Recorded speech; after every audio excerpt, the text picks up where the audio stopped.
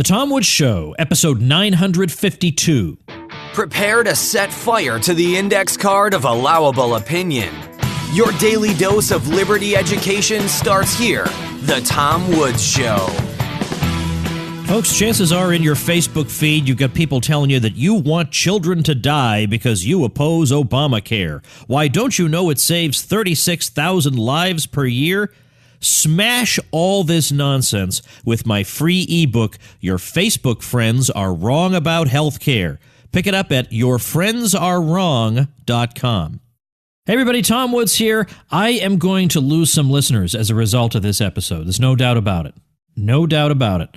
I'm going to lose some Catholic listeners who are going to be too sensitive, or they're not going to understand the limits of papal authority, or I don't know what.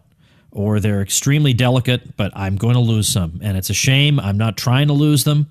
I'm not just provocative for its own sake, but sometimes things have to be said, and you have to just let the chips fall where they may. And the things we're going to say today are among those things. I am speaking today to George Neumeyer, who is a contributing editor at the American Spectator. He's formerly editor of Catholic World Report, and he is the author of a brand new book called The Political Pope: How Pope Francis is Delighting the Liberal Left and Abandoning Conservatives. Of course, Francis has been rather a bewildering figure for many observers, and Neumeyer has written a systematic account of his pontificate thus far. And it's interesting and important, which is why, of course, in certain parts of the Catholic world, let's say, it is not being given the attention it deserves. In fact, I think I'll start with that. George, welcome to the show. Thanks for having me. The Political Pope, a very interesting book, and yet I don't want to say it's been blacklisted, but I do want to say that the conservative Catholic press has not exactly been shouting about it from the rooftops, and I wonder if you feel comfortable commenting on that. Is that a false impression on my part? No, I don't think so. The secular press has actually taken more interest in my book than the Catholic press, at least in America. The international Catholic press has taken some interest in it. Marco Tozzati, who's a very prominent Italian journalist who's covered the Vatican for decades, he has written about my book and endorsed it, as well as Carlo Franza, an Italian intellectual who writes for Il Giornale, and several other international, like the Catholic Herald in Britain has mentioned my book. To the Point magazine in Poland, which is a major Polish magazine, they did a 3-page interview with me. But the American conservative Catholic press has pretty much completely ignored it. A few traditionalists here and there, like 1P5 has mentioned the book, or they did an interview with me. And a few traditionalists have mentioned the book. But for the most part, the so-called establishment conservative Catholic press has completely ignored it. Can you try to account for that, especially for listeners who might not know the political ins and outs of the church, and particularly the Catholic right? I guess I would describe it as a kind of right-wing political correctness. The American conservative Catholics in America, I guess at the end of the day, they tend to choose papalatry over the defense of the faith. You know, they would rather, you know, they don't want to be seen being too critical of the Pope, and they probably think that my book is over the top. Oh yeah, I forgot. Maureen Malarkey did a review of my book in The Federalist, which is that's a secular online publication. And I appreciate that she went to the trouble of reviewing my book, and engaging the book. But her, she basically took a negative view of my book. She thought I was being overly polemical and preaching to the choir and that sort of thing. So, maybe that's the view of my book on the conservative Catholic right. I'm not sure. I don't know where exactly to place her. She says in the review that she shares my distaste for this pontificate, but I think it turns out that she really doesn't share my distaste for this pontificate, at least not my theological distaste for this pontificate. And I would say that her objection to Pope Francis is more political than theological.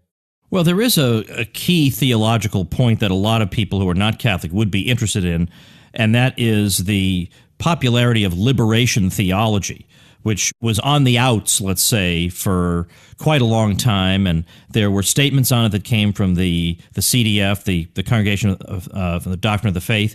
And but it seems to be enjoying a bit of a renaissance under Pope Francis. And I wonder if you can comment, what exactly is liberation theology? And is he simply slowly rehabilitating people, or is he actively endorsing liberation theology? What's he doing to make it seem more acceptable?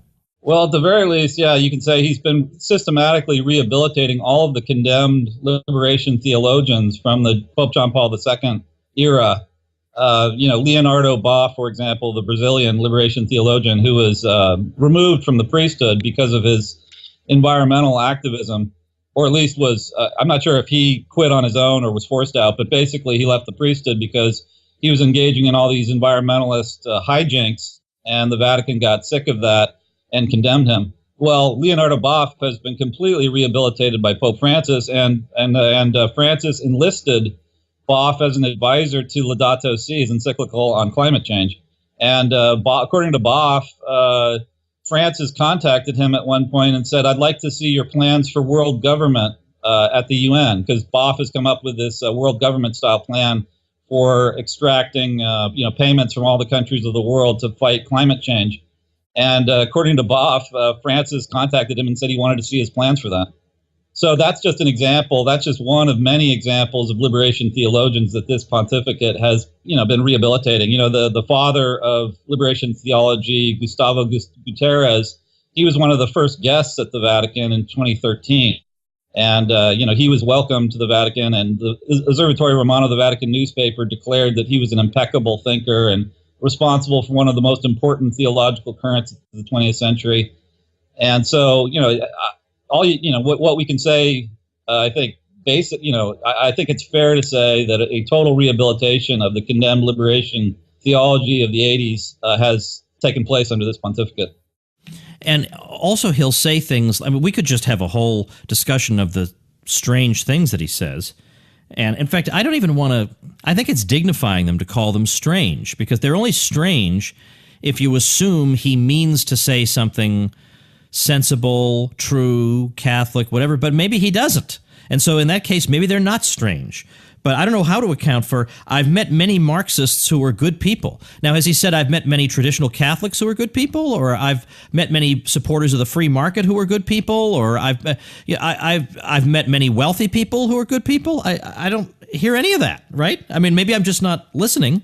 Yeah, well, one of the most telling tweets he ever sent out was, "Inequality is the root of all evil." Right, I was going to ask you about that, yeah. Which you could imagine Karl Marx tweeting that out, but no Catholic pope would ever say something that ridiculous, because, we've been taught, through sound theology that inequality is actually sort of baked into the universe. And it was Satan's refusal to accept inequality that led to the, to the fall of man.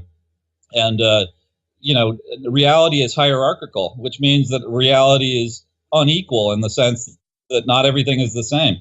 And if we don't see that we're creatures and God is the creator, and we don't accept that his will prevails over our own will, and we should conform our will to his, then that was the the essence of the revolt against God. And that's why Saul Alinsky in Rules for Radicals dedicates his book to Satan, and he says Satan was the first socialist. He was the first champion of the have-nots. And so when the Pope tweets out inequality is the root of all evil, to me it reveals that deep down he is much more of a socialist than he is a Catholic. All right, well, that's going to scandalize some people, but I mean, either you have to have a lobotomy as a Catholic, or you're allowed to say what's obviously right in front of your eyes. Now, what could we have known about who Pope Francis would become based on what we could find out about who Jorge Mario Bergoglio was? Yeah, I go into his background in Argentina in the book, and I think one of the most revealing biographical details about Jorge Bergoglio is that his mentor was a full-blown communist, a Paraguayan communist named Esther Balestrina. She was his boss at a lab in Buenos Aires. He was a kind of minor assistant at this lab, and she turned out to be his boss. And she was this very active communist revolutionary. She was from Paraguay, but she was active in Argentinian politics. And by his own admission, Bergoglio says that she played a very large role in shaping his political education. She introduced him to communist publications. She introduced him to communist thinkers. He said that he read about the Rosenbergs because of clippings that she had handed him. So, just like Obama's, formation was, critical to his formation was his relationship with Franklin Marshall Davis, the communist out in Hawaii. The same holds true for Bergoglio. There's a parallel here. He too, Bergoglio too, also had a communist mentor. And he also, by his own admission, he also had communist teachers whom he admired and whom he learned a lot from. So the exposure to hardcore leftism and socialism, communism in Argentina is very important to consider and to look at when thinking about Bergoglio and why he has the ideological instincts that he does have. Your book is called The Political Pope, yet there is material in here that's not, some people might not think is strictly political in the sense of involving government policy. There's plenty of stuff about the internal workings of the church. So why the name The Political Pope? To convey the idea that he's more interested in left-wing politics than in Catholic theology. His political, left-wing political dilettantism is unusually aggressive and really is the signature, is the defining mark of his pontificate. He's much more interested in saving the planet, quote unquote, than saving souls. And to that extent, he's a completely political pope. He's not a theological pope. He takes no interest whatsoever in teaching the faith, teaching theology. And in fact, he's told people around him that he finds theology to be boring. So really what makes what gets him up in the morning is the promotion of left-wing politics. And you can see that. I mean, I've talked to people, and there are many interviews in the book with priests and others which confirm this. But I recently was talking to a bishop off the record. He wouldn't want to be quoted, but he told me that he was just shocked by the way Bergoglio lives. That he described his living arrangement at the Vatican as just ridiculous and absurdly casual, and that he's spending his days not really in prayer, but in just sort of hanging out at the Vatican cafeteria and talking to anybody about politics who happens to come upon him. And the other day, he gave an interview to Eugenio Scalfari, the communist journalist in Italy. And the whole point of his summoning Scalfari to the Vatican for this interview was to denounce the United States and say that the United States had a distorted view of the world and that Europe needed to have a federal structure, a federal kind of United States of Europe structure in order to be a counterweight to the United States. So that just shows how aggressively political he is. I know a lot of popes in the past could be described as political, but I would say the political activity and the clericalism of this pope is on a completely different level. All right. Now, you're saying some extremely controversial things, and far from pulling you back, I'm going to push you forward, because I guess I would say, and I know you want to keep your eye on the ball here. You want to focus on Pope Francis, and you want to talk to a lot of Catholics who have very fond memories of previous popes, particularly John Paul II. But I guess the way I look at it is, if it hadn't been for John Paul II, there would have been no Pope Francis. If it hadn't been for these, again, I'm not going to say bewildering, like it's a mystery that they appointed these people. They obviously knew what they were doing. Absolutely terrible people have been appointed as bishops all over the world. Horrible people, people who should be sweeping floors somewhere, are running the Catholic world. It's not a surprise that you wind up with a Bergoglio, with a Francis as Pope. If you're going to appoint Jorge Mario Bergoglio over the people of Buenos Aires and say, that's a good decision, I'm glad I'm doing that, then I guess, I mean, we have no right to be surprised or think that this is an anomaly when this is the kind of person who's been appointed. People in the Catholic world have suffered under Bergoglios for decades now. And it's not because of Pius XII. Over his dead body would a guy like Bergoglio have been appointed. So where does the buck stop? Yeah, I agree that Bergoglio is the culmination of decades of liberal softness and socialist infiltration in the Catholic Church, which conservative popes like John Paul II and unfortunately Benedict XVI didn't do enough to uproot. And you're right, a lot of bad bishops got in during the last two pontificates before Bergoglio's, and that's one of the reasons why he was allowed to become pope. The College of Cardinals is full of liberals, So then maybe John Paul II wasn't that conservative after all, because I mean, what would you have appointed any of those bishops? Would you have named Bergoglio? Then why are we letting him off the hook? I mean, I'm sorry I keep pushing you in that direction, but I feel like I have to. Well, I think I think it's fair to say that John Paul II and Benedict XVI, to a certain extent, were lax, and they didn't do a sufficient job of confronting the modernist crisis in the church. But does that mean that they're liberals cut out of the same cloth as Bergoglio? No. They both John Paul II and Benedict were formed by the pre-Vatican II church, and they had a certain measure of sympathy for it, whereas Bergoglio has no sympathy for it. He is a product of the Vatican II church. He was ordained, I believe, the year after Vatican II ended. So he's a son of Vatican II in a way that John Paul II and Benedict weren't. And he's completely committed to completing the project of the so-called Spirit of Vatican II, which is to try and incorporate as much of modern liberalism as possible into Catholicism project. And you could say, I think people can say that because of the weakness of the last two pontificates before his, the modernists got the ball to like the 30-yard line, and now Bergoglio thinks he can run it into the end zone. And I don't know, maybe he can, because there are the unfortunate reality is that there are very few determined anti-modernists in the College of Cardinals. And that's really what you would need to stop this liberal revolution. You would need the cardinals to stand up and say, the modernist movement is a massive crisis in the church. We have to eradicate it completely. And, here's one small example of how Bergoglio came about. As I understand it, maybe somebody could correct me here, but Cardinal Kasper was turned 80 the week that Benedict resigned, I believe. So technically, he should not even been allowed to vote in the conclave. This, for your listeners, Kasper is a very liberal German cardinal. So Benedict, if he had wanted to, could have told Kasper, sorry, but you can't vote in the next conclave. It's according to the rules, you're too old. But that didn't happen. They gave him a waiver, and he voted in the conclave. And, of course, he was one of the great champions of Bergoglio. And all these sort of semi-conservative rubber stamp types at the conclave just listened passively as the Kaspers were touting Bergoglio aggressively, and they just went along with it.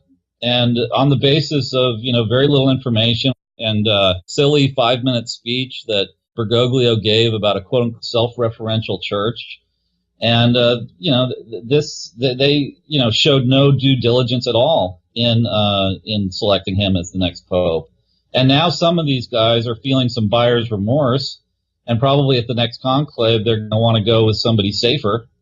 But, you're right. This is the culmination of a century of liberal softness in the church, at the very least. As documented in the book, there was a serious left-wing infiltration, socialist infiltration of the church, and theologically modernist infiltration of the church, which goes back over a century. And so Bergoglio's election was really not about the future of Catholicism. It was about the past of Catholicism. His election marked the victory of the modernists in a war that had raged for over a century and that the conservatives had fought very weakly. Well, just to amplify a bit of what you're saying about the differences between Francis and John Paul II, I did think it was significant, the way you discussed it in your book, about the canonization of John Paul II, that Francis decided to pair that with the canonization of John the 23rd. Now, to my knowledge, there is no global following of John the 23rd. I know of no organized movement to pray to him for miracles or anything like that, or devotion to him. I would say most people in America probably never even heard of John the 23rd, but it seems like a way to water down the canonization of John Paul II, about whom Francis said very little. And interestingly, with all those polls there, he says nothing about Poland whatsoever. Very odd. Right. Yeah, and the Poles are still furious about it. They felt terribly insulted by the way in which he conducted the canonization ceremony. They felt he was just phoning it in, and that by coupling it with this the liberal pope, that was his way of diluting the canonization of John Paul II, and they resent it, and they think that it was interpreted widely as a snub. And another thing, I mean, to take into account, why, the question is why would he be so rude? And my theory is that there are two things he didn't like about John Paul II. Number one, he didn't like that John Paul II went after the liberation theologians in Latin America. He didn't like the anti-communism of John Paul II. And the other thing is he didn't like the John Paul II's description of modernity as a culture of death. And obviously, one of the first things that Bergoglio said when he became Pope was the church needs to stop talking about abortion, or talk less about abortion and gay marriage and contraception. So that was an indirect condemnation of John Paul II and Benedict XVI. Now, meanwhile, in terms of the internal church matters, we read stories about appointments and sackings, and he's going to clear out this group and that group and this demote this person and whatever. Can we clearly see a pattern of people who were conservative, at least in the post-Vatican II sense? There's almost no people who would be considered conservative in the hierarchy of the church in a pre-Vatican II sense, but nevertheless, even the conservatives of that stripe, are they being systematically replaced by people who are loyal to Francis? Oh, yeah, there's no question that a conservative purge is being conducted by Bergoglio and his people. And Mueller was one of the last Benedict guys to be tossed out, the significance of his firing or sacking is that Pope Francis now feels finally that he's sort of free of all the conservative restraints from the Benedict era. And now that Mueller's gone, and now he feels that he can pursue his projects without any sort of resistance. And what I've been told is that the few sort of placeholder Benedict era placeholders that are still there, they've been completely frozen out, and they have no real input. And the people with real power at the Vatican are all modernists whom Bergoglio selected. Yeah. Now, do we know anything about his governing style? I've heard anecdotally that he governs with an iron hand, even though he gives this image of being extremely humble and a very sweet person, that behind closed doors he's anything but.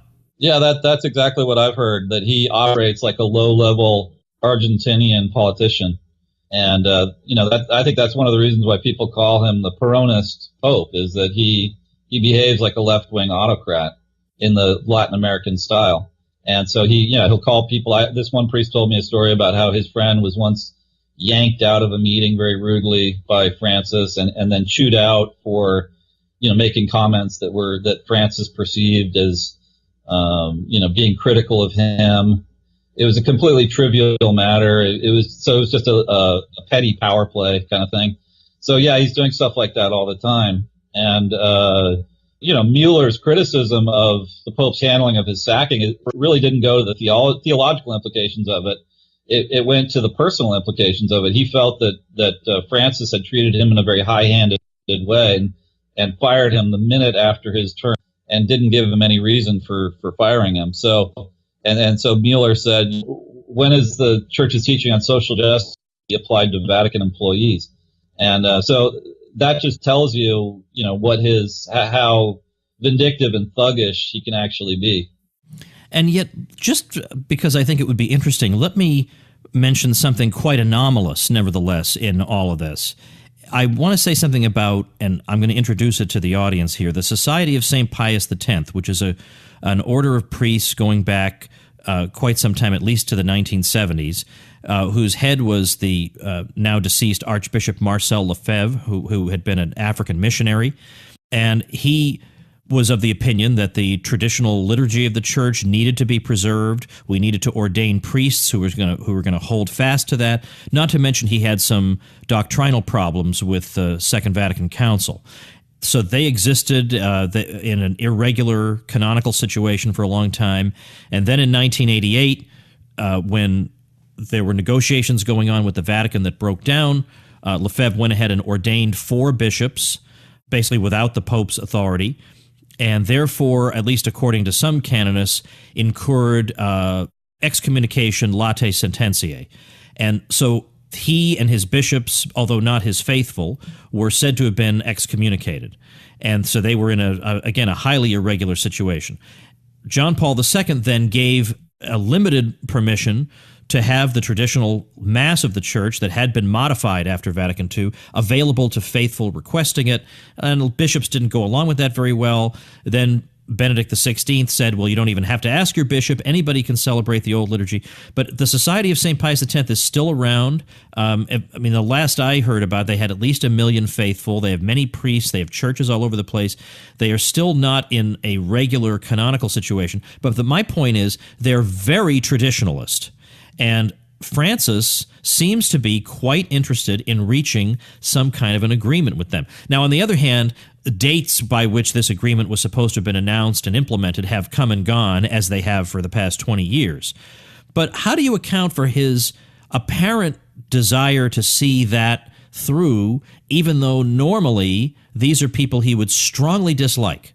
I actually think it's part of a somewhat devious plan to ghettoize the old Mass.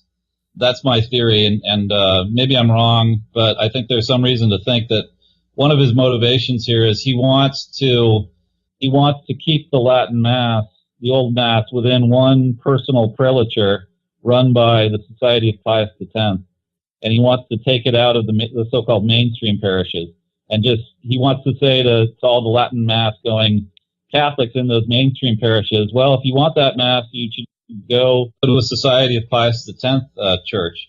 So I think this will actually end up weakening the Latin Mass movement in the church. It could end up ghettoizing it. And I have no problem with the Vatican regularizing the relationship with the Society of Pius X. That's not my point. My point is that this is, I wouldn't trust Francis's motivations here.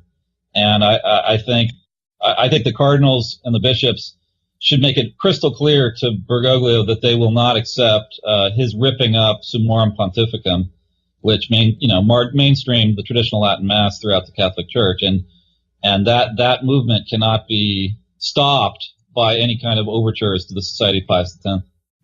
I personally think that Pope Emeritus, such a crazy title, Benedict XVI, ought to offer the traditional Latin Mass publicly, despite his insistence that he's going to be humble and invisible. He hasn't really been invisible, so that he can get over that hang-up, I think, easily enough. But something to send some kind of a message to the Catholic world. What has he got to lose? What is he, 90 years old? What on earth has he got to lose at this point? Why doesn't he do it? Yeah. Why doesn't he say something? One of the things I mentioned in the book is this little a report that Sandro Magister put out very early on in the Pontificate of Bergoglio, which was that Benedict XVI was very upset by Pope Francis's harassment of the Franciscan Friars of the Immaculate, the order, the order in Italy that was using the Old Mass, and Francis made it clear to them that he wanted them to stop using the Old Mass, and so he sent a representative to kind of harass them and make sure that the order didn't become a traditional Latin Mass order. So Sandro Magister, who's an Italian journalist, he reported that a visitor to Benedict asked him about the treatment of the Franciscan friars, and that Benedict said to him that he thought that Bergoglio's behavior was completely contrary to Summorum Pontificum. And I don't think that reporting has ever been refuted. So I think, privately, Benedict XVI probably looks at the hostility of Bergoglio to the Old Mass. He probably thinks that that's a bad thing. Yeah, but it's going to take more than that. He would need to. I think, of course he should make his, as crazy as it might be, he should make his criticisms of Bergoglio known somehow. And one way to do it would be to say the Old Mass publicly. Yeah. And I mean, then he can at least die in peace, at peace with himself. Well, anyway, listen, there's I have a whole chapter in my book dedicated to documenting the reversals by Bergoglio of all the policies of his predecessors. And there are multiple reversals. Yeah, even if the Malarkey criticism of your book were true, that it's just preaching to the choir, even if that were true, the choir doesn't follow every single detail. I mean, you're a journalist, you're interested in the church, you used to be, you were editor of Catholic World Report, isn't that right? Yeah. Okay, Yeah. so you know this stuff better than any layman does, than any ordinary layman would, and so for you to be able to just collect it in one place and show this isn't just an isolated newspaper report here and there, this is a systematic program, well, that can open people's eyes. That's very important in and of itself. Right. I mean, yeah, that people need to grapple with the information in the book, and if I document all of the informational claims that I make in the book. So if they want to, I think anybody, even a critic of, or, even a admirer of Pope Francis might find the book useful, as it's a systematic description of his 4-year pontificate. And it highlights all the really seminal critical moments of his pontificate, which people can debate. But nobody's done this so far. All the books on Pope Francis before my book, fell into the category of hagiography, really.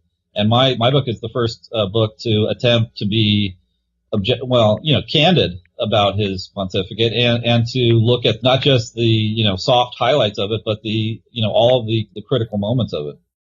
All right, I want to close with this question. Give me 2 scenarios. One is the scenario you'd like to see happen. What's the best case scenario that's realistic that you'd like to see unfold in the church over the next few years, whether it's cardinals standing up to the Pope or whatever? Or what do you fear is going to be the condition of the church 3, 5, 10 years hence?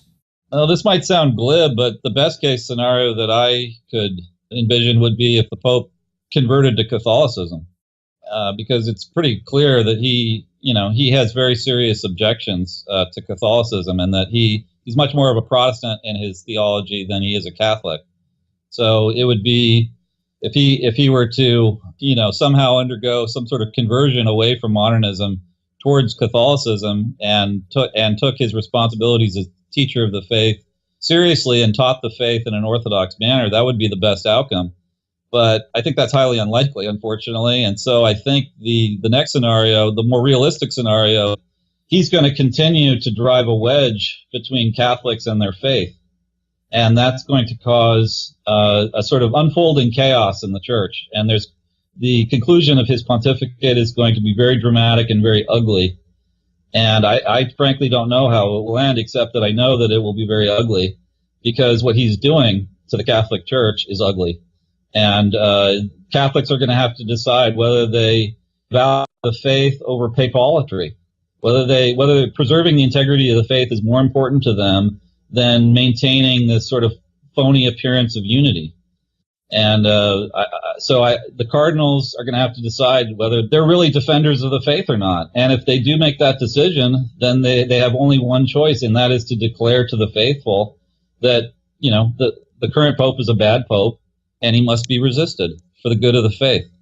And what specific forms, I'm not sure, and I'm not even sure what to recommend. All I know is that, at the very least, he's a material heretic. It's impossible to say he's a formal heretic, because you have to in his heart and in his mind, and that's hard to say. But if he were to respond to the dubia, the Cardinal Burke and the three others who wrote that dubia to him, and if he were to stand up and say, "Look, I disagree with church teaching on divorce and remarriage. I just think the church has been wrong on this, and the church needs to change her teaching." Well, at that point, the cardinals would know that he's a formal heretic, and then they could, as Robert Bellarmine and other church theologians over the centuries have said, the cardinals could stand up and say, well, the Pope has committed himself to formal heresy, and therefore he's automatically self-vacated the chair of St. Peter, and therefore we can move to fill the chair of St. Peter with a new Pope. That is the ultimate, most dramatic scenario that could happen. But, I have no idea. My guess is that he'll never answer the dubia. And so he's going to, make it impossible for anybody to identify him as a formal heretic. Well, and that's just it. Even though he's obviously no intellectual, I mean, he's not in any way impressive as a thinker. Nevertheless, he's cagey and smart enough to know that you don't just come out and say, no, I disagree with church teaching. Modernists never do that. It's always, the church's tradition must be respected. Of course, in current circumstances, we have to understand and be sensitive to blah, blah, blah. It's always something, or it's always some one phrase in paragraph 87 that they blow up into the meaning of the whole document. It's never outright there are 4 persons in the Trinity. They wouldn't try that. Right. Although you would find the same people who are blacklisting your book on the conservative Catholic right, if the Pope did come out and say there were 4 persons in the Trinity, they would be saying, well, isn't that implicitly what we've believed all along? I mean, you just cannot have too low an estimate of some of these people. Yeah. Here's what he really meant by 4. Yeah, right. Exactly. But his advisor said under, Antonio Spadaro, the Jesuit editor of that Vatican-approved Jesuit publication in Rome, he said, under Francis, 2 + 2 now equals 5, and that really is the relativism of this pontificate. Yeah. And they're just throwing out all sorts of ambiguous, contradictory statements, doing all sorts of contradictory things, but they're not, issuing a press release saying we reject church teaching on divorce and remarriage. Instead, they're saying things like, oh, well, Amoris Laetitia is perfectly consonant with church tradition and church orthodoxy. We only disagree on how to apply the teaching and things like that, which, of course, is nonsense. It's a complete rejection of church teaching. And the rejection is made known through a footnote, in which the Pope is endorsing adultery. He says in a footnote that, adulterous couples would have a hard time maintaining their marriage if they couldn't continue to commit adultery. That's what he put in the footnote. And there you see the rejection of church teaching.